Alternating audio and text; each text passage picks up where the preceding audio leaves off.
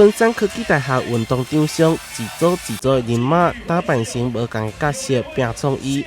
国际赛主会300亿湾区的赛友亲自趣味运动会登场，现场除了自制分龄加以台南在专区的赛友，更迎来国际基金会主席派蒂希尔博士。你好吧？这场运动会结合 SDGs 营销目标，要推动全民健康加家庭幸福。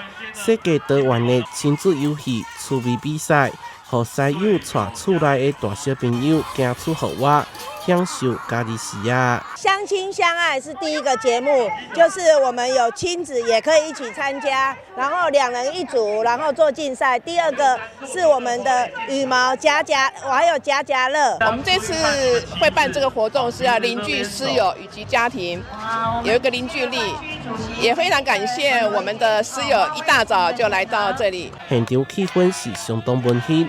国际赛主会300亿湾区未来会继续办落去，让趣味运动成为年度庆祝盛会。